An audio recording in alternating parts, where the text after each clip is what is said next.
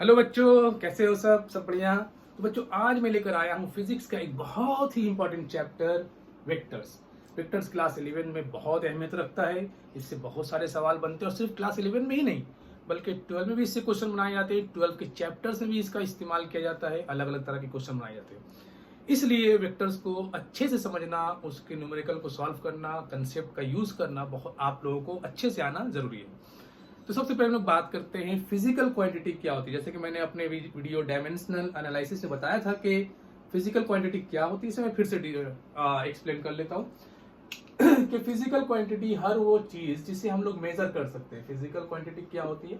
हर वो चीज जिसे हम लोग मेजर कर सकते हैं इज कॉल्ड फिजिकल क्वांटिटी। जैसे कि लेंथ को हम लोग मेजर कर सकते हैं, तो लेंथ एक फिजिकल क्वांटिटी है। किसी भी ऑब्जेक्ट के मास को हम लोग मेजर कर सकते हैं, मास एक फिजिकल क्वांटिटी है। कितना फोर्स किस ऑब्जेक्ट के ऊपर लगाया वो भी हम लोग मेजर कर सकते हैं। उस फोर्स से कितना एक ऑब्जेक्ट कितना दूर गया, डिस्प्लेसमेंट ही मेजर कर सकते हैं। मोमेंटम मेजर कर सकते हैं, स्पीड मेजर कर सकते हैं, वेलोसिटी मेजर कर सकते हैं। इस तरीके से बहुत सारी चीजें हैं जिसे हम लोग मेजर कर सकते हैं। उन सारी चीजों को फिजिकल क्वांटिटी कहते हैं। तो anything which can be measured is called physical quantity. अब फिजिकल क्वांटिटी को एक्सप्रेस करने के लिए, किसी को समझाने के लिए कि भाई मैंने ये चीज को इतना मेजर किया, ये दो तरीके से हो सकता है। कुछ फिजिकल क्वांटिटी ऐसी है कि जिनका सिर्फ मैग्नीट्यूड बताने से वो पूरा का पूरा कंप्लीटली डिस्क्राइब हो जाता है, या सुनने वाला कंप्लीटली अंडरस्टूड हो जाता है कि क्या कहा जा रहा है। जैसे कि मैंने किसी चीज का मास को मेजर किया, तो मैं कहूंगा कि ये जो ऑब्जेक्ट है, ये जो सामान है, इसका मास है 5 kg। तो सामने जो जिसको मैंने ये बात कहा वो तो समझ गया कि इस ऑब्जेक्ट का मास 5 kg है। उसके अलावा मुझे और कुछ उसे बोलने की जरूरत नहीं। लेकिन अगर मैं कहूं कि ए नाम का एक इंसान है, एक पर्सन जो मूव कर रहा है, जा रहा है, तो सामने वाला पूछ सकता है कि भाई वो कहाँ जा रहा है। तो ऐसे फिजिकल क्वांटिटी में को एक्सप्लेन करने के लिए हम लोगों को मैग्नीट्यूड के साथ साथ डायरेक्शन की भी जरूरत पड़ती है। जैसे कि मैं बोलूंगा कि एक इंसान 5 मीटर पर सेकेंड से चल रहा है, तो हो सकता है ना आप पूछोगे कि सर कहाँ जा रहा है। तो यहाँ पर जो कहाँ जा रहा है, ये एक डायरेक्शन का क्वेश्चन हो गया कि वो किस डायरेक्शन में चल रहा है। तो फिजिकल क्वांटिटी दो टाइप में बढ़ गया। एक ऐसे फिजिकल क्वांटिटी जिसे सिर्फ मैग्नीट्यूड से एक्सप्लेन किया जा सकता है, मैग्नीट्यूड से एक्सप्लेन किया जा सकता है, समझाया जा सकता है, दैट्स कॉल्ड स्केलर क्वांटिटी। और ऐसी फिजिकल क्वांटिटी जिसे समझाने के लिए, जिसे एक्सप्लेन करने के लिए, जिसे बताने के लिए हम लोगों को मैग्नीट्यूड के साथ साथ डायरेक्शन भी यूज करना पड़ता है, उस तरह के फिजिकल क्वांटिटी को हम लोग बोलते हैं वेक्टर क्वांटिटी। लेकिन वेक्टर में एक और बात भी होना जरूरी है कि वेक्टर क्वांटिटी को वेक्टर लॉ ऑफ एडिशन को फॉलो करना पड़ता है। मतलब तीन चीजें होनी चाहिए वेक्टर क्वांटिटी में, एक मैग्नीट्यूड, दूसरी डायरेक्शन, और तीसरी कि उसे लॉ ऑफ वेक्टर एडिशन को फॉलो करना पड़ेगा। वैसे तो अगर हम लोग इलेक्ट्रिक करंट को देखते हैं तो वो भी एक वेक्टर क्वांटिटी की तरह बिहेव करता है, उसके पास ही मैग्नीट्यूड है, डायरेक्शन है, लेकिन वो लॉ ऑफ वेक्टर एडिशन को फॉलो नहीं करता, इसलिए हम लोग उसे वेक्टर क्वांटिटी नहीं कहते। तो वेक्टर क्वांटिटी होने के लिए तीन बातें जरूरी है। तो पहले हम लोग बात कर लेते हैं कि फिजिकल क्वांटिटी दो तरह की हो जाती है। नंबर 1 स्केलर क्वांटिटी और नंबर 2 वेक्टर क्वांटिटी। तो स्केलर में हम लोग बहुत कुछ ले सकते हैं, जैसे किसी ऑब्जेक्ट का लेंथ हो गया, मास हो गया, वर्क टाइम को हम लोग ले सकते हैं स्केलर क्वांटिटी में। क्योंकि ये सब चीजें जो है हम लोग बिना डायरेक्शन बताएं उसे एक्सप्लेन कर सकते हैं, समझा सकते हैं। लेकिन कुछ फिजिकल क्वांटिटी जैसे मैग्नीट्यूड के साथ साथ डायरेक्शन बोलना भी जरूरी है, उसे हम लोग वेक्टर कहते हैं। तो स्केलर हम लोग ले लेते हैं लेंथ, मास, टाइम एटसेट्रा। वेक्टर में हम लोग ले लेते हैं डिस्प्लेसमेंट, वेलोसिटी और फोर्स, मोमेंटम, ये सारी फिजिकल क्वांटिटी। और भी बहुत सारे यहाँ पे स्पीड ले सकते हैं, डिस्टेंस ले सकते हैं हम लोग, ये सारी स्केलर क्वांटिटी हो जाती है। और यहाँ पर जो कुछ है वो वेक्टर क्वांटिटी है। तो आई होप कि वेक्टर क्वांटिटी किसे कहते हैं वो आप लोगों को समझ में आ चुका। इसे जरा कॉपी कर लो। अब बात करते हैं कि वेक्टर को हम लोग डिनोट कैसे करते हैं, एक वेक्टर क्वांटिटी दिखता कैसे। तो पहले ये समझ लेते हैं कि सर स्केलर क्वांटिटी कैसे दिखता है। तो सिंपल, अगर एक ऑब्जेक्ट किसी स्पीड से चल रहा है, 5 मीटर पर सेकेंड या 10 मीटर पर सेकेंड की स्पीड है उसकी, और उस स्पीड से वो दौड़ रहा है, चल रहा है, तो उसे कैसे दिखाएंगे। तो हम लोग लिख लेंगे simple v equals to 5 metre per second. हो गया, मैग्नीट्यूड एक्सप्लेन हो रहा है, उसका मैग्नीट्यूड क्या है हम लोगों को समझ में आ चुका। तो समझ में आ चुकी बात। अब अगर हम लोगों को इसे वेक्टर बनाना है, इसे वेक्टर में दिखाना है, तो हम लोग क्या करेंगे, इस v के ऊपर एक एरो देंगे लेफ्ट टू राइट। हमेशा ऑब्जेक्ट राइट की तरफ जाए या लेफ्ट की तरफ जाए या डाउन जाए या अप जाए, किसी एंगल में जाए, कोई किसी भी तरह का एक्सप्रेशन चल रहा है, किसी भी तरह का मोशन चल रहा है, तो हम लोग हमेशा एरो जो देंगे वो हमेशा लेफ्ट टू राइट देंगे, एरो राइट की तरफ होगा। इक्वल टू लिखते हैं हम लोग 5 मीटर पर सेकेंड। अब चूंकि ये वेक्टर क्वांटिटी मतलब एरो इंडिकेट कर रहा है कि आपने डायरेक्शन को बुला दिया, इस मैग्नीट्यूड में, इस फिजिकल क्वांटिटी में आपने डायरेक्शन को ऐड कर दिया, तो राइट साइड में हम लोग को बताना पड़ेगा हम लोगों को कि वो डायरेक्शन कहाँ है।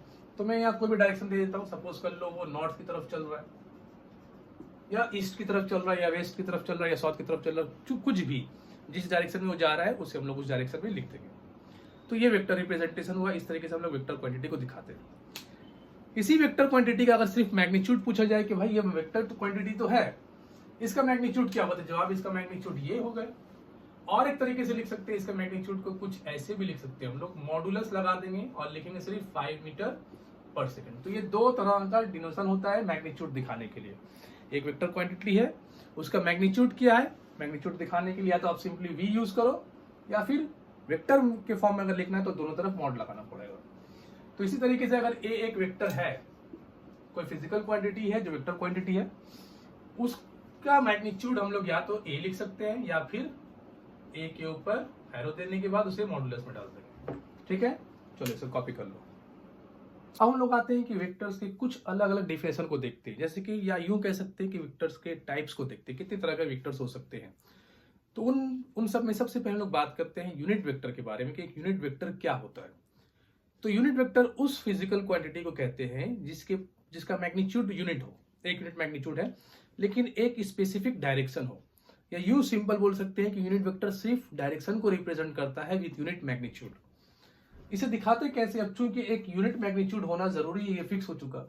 यहाँ पे क्या हम लोग मैग्नीट्यूड को चेंज कर सकते हैं, पर्सन टू पर्सन। कोई इंसान 5 मीटर पर सेकंड नॉर्थ की तरफ चल रहा है, कोई दूसरा इंसान हो सकता है 3 मीटर पर सेकंड की स्पीड से नॉर्थ की तरफ चल रहा है, कोई 10 मीटर पर सेकंड की स्पीड से नॉर्थ की तरफ चल रहा है। तो ये सब वेक्टर बोल सकते हैं। और अगर हम लोग नॉर्थ वर्ड यूज नहीं करेंगे तो सिर्फ मैग्नीट्यूड रिप्रेजेंट होगा, 5 मीटर पर सेकंड उसका, 10 मीटर पर सेकंड उसका, 3 मीटर पर सेकंड उसका।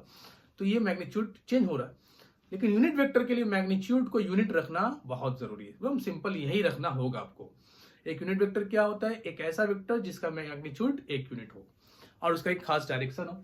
तो यूनिट वेक्टर को हम लोग दिखाते कैसे है उसे देख लेते हैं।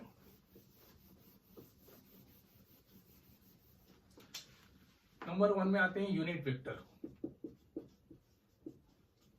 यूनिट वेक्टर ए मान लेते हैं कि ए एक फिजिकल क्वांटिटी है, समझो। इसका वेक्टर होता है ए के ऊपर एरो, कुछ मैग्नीट्यूड कुछ डायरेक्शन होगा, और इसी का यूनिट वेक्टर जो हम लोग दिखाते हैं वो ए के ऊपर कैप, ए के ऊपर कैप बना देंगे। तो ये क्या है, ये एक वेक्टर का मैग्नीट्यूड है, ये एक वेक्टर है, और ये एक यूनिट वेक्टर है। तो 3 अलग अलग डिनोशन है।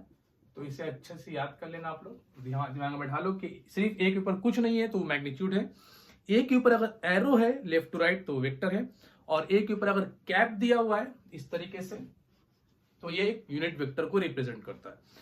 फिर से यूनिट वेक्टर का मैग्नीट्यूड क्या होता है, 1, और एक खास डायरेक्शन होता है। अच्छा, इसका डायरेक्शन क्या होगा, तो जवाब है इसका डायरेक्शन वही होगा जो इस वेक्टर का डायरेक्शन है, लेकिन इसका मैग्नीट्यूड 1 यूनिट होगा। अब एक यूनिट वेक्टर बनता कैसे है, तो जवाब है कि अगर किसी वेक्टर को उसी के मैग्नीट्यूड से डिवाइड कर देते हैं तो हम लोगों को जो मिलेगा वो एक यूनिट वेक्टर मिलेगा। तो इस फॉर्मूला को हम लोग याद कर सकते हैं। इसी को थोड़े दूसरे अंदाज में हम लोग यूं कह सकते हैं कि अगर इसे मल्टीप्लाई कर देते हैं, मतलब एक मैग्नीट्यूड, एक किसी ऑब्जेक्ट का, किसी फिजिकल क्वांटिटी का हम लोग को मैग्नीट्यूड पता है, हम चाहते हैं कि उसे वेक्टर बनाना, तो क्या हम उसे अगर क्रॉस मल्टीप्लाई करते हैं तो हमको क्या मिलने वाला है, ए के ऊपर cap, A into A cap equal to क्या मिलेगा, वेक्टर ए। तो यहाँ पे अगर गौर करोगे तो अगर मैग्नीट्यूड को यूनिट वेक्टर से मल्टीप्लाई कर दिया जाए तो फिर वो एक वेक्टर क्वांटिटी बन जाता है। ठीक है, याद रहेगा। दूसरे देखते हैं हम लोग इक्वल वेक्टर। इक्वल वेक्टर किसे कहते हैं, वैसे तो डिफरेंस बहुत सारे हैं, लेकिन हम लोग मेन जो इंपॉर्टेंट है उसी पे बात करते हैं। इक्वल वेक्टर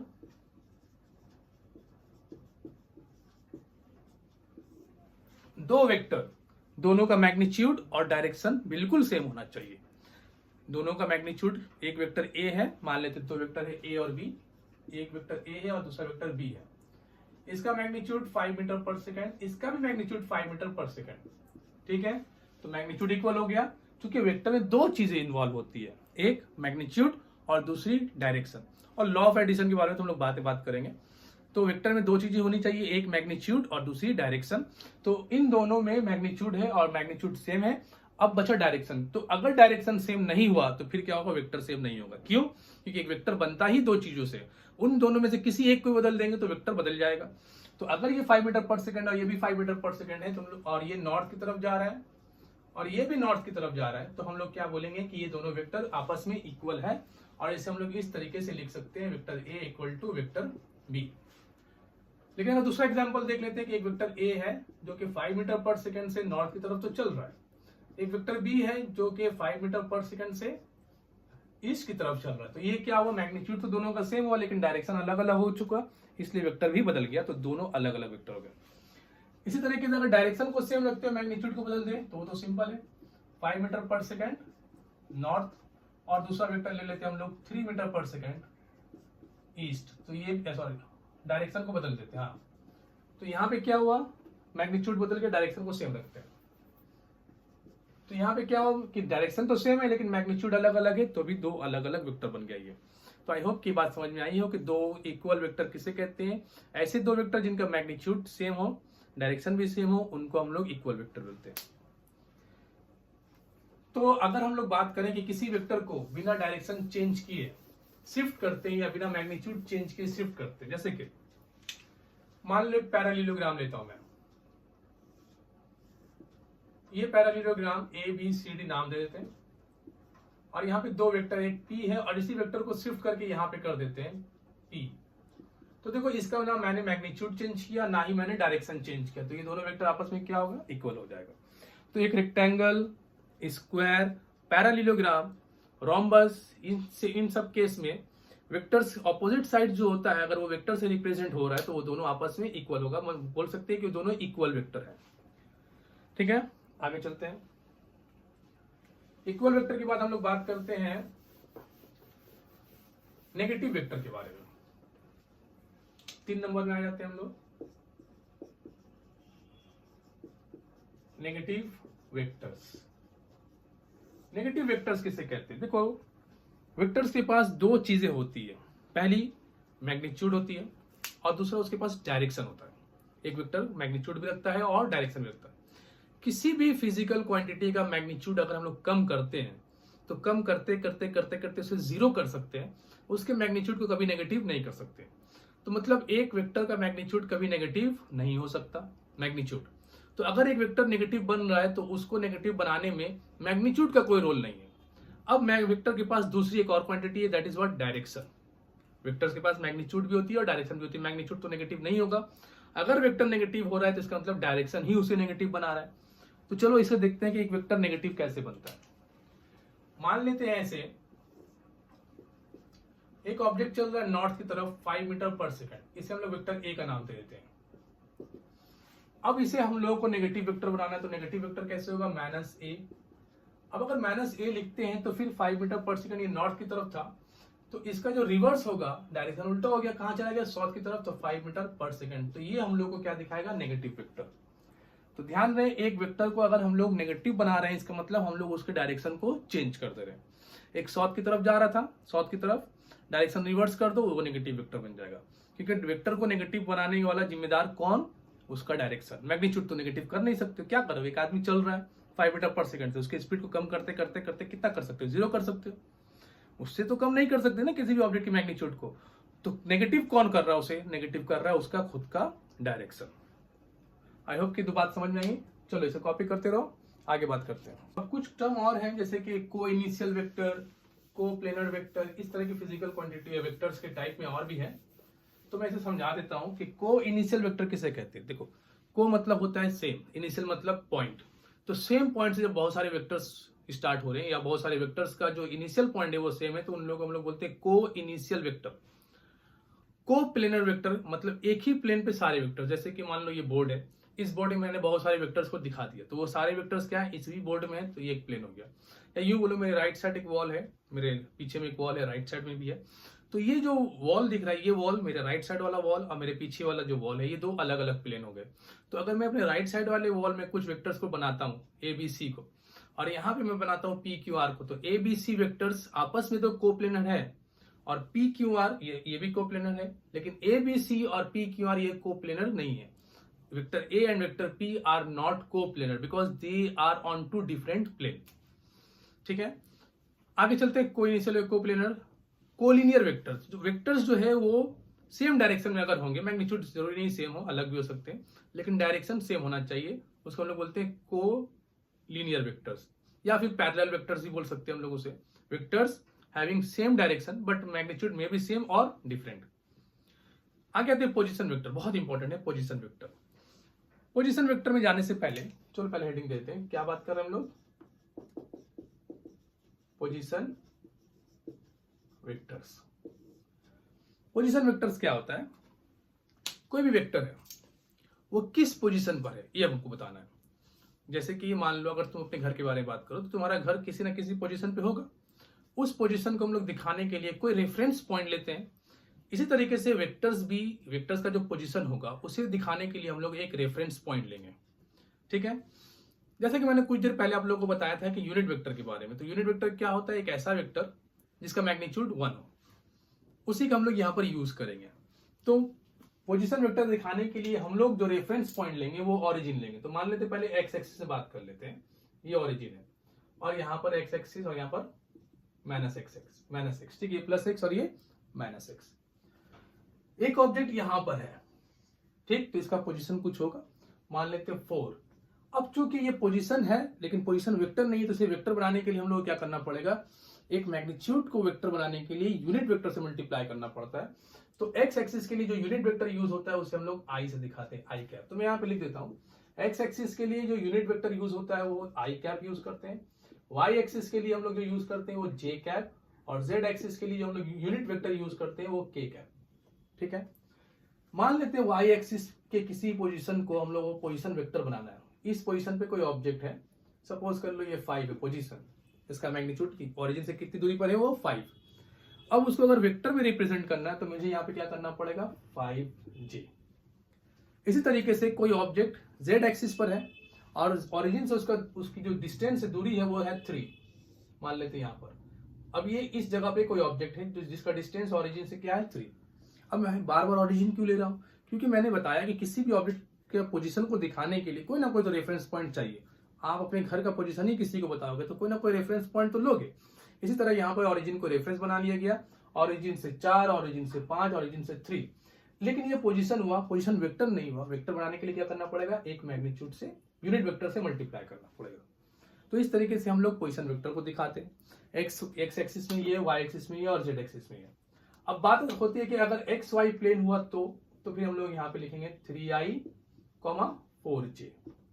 ये पोजीशन हुआ किसका, एक वेक्टर का, पोजीशन वेक्टर। इसी तरह अगर मान लेते हैं कि वाई जेड प्लेन में रिप्रेजेंट कर सकते हैं जी और के फॉर्म में, जेड और एक्स जेड प्लेन में रिप्रेजेंट कर सकते हैं आई और के फॉर्म में, तो पोजीशन हम लोग इस तरीके से दिखा सकते हैं। इसी के आगे हम लोग बात करते हैं डिस्प्लेसमेंट वेक्टर के बारे में। डिस्प्लेसमेंट वेक्टर कैसे रिप्रेजेंट करते हैं। डिस्प्लेसमेंट एक्चुअल में क्या होता है, final position minus initial position. तो यहाँ पे हम लोग पोजीशन वेक्टर का यूज करेंगे। देखो डिस्प्लेसमेंट वेक्टर,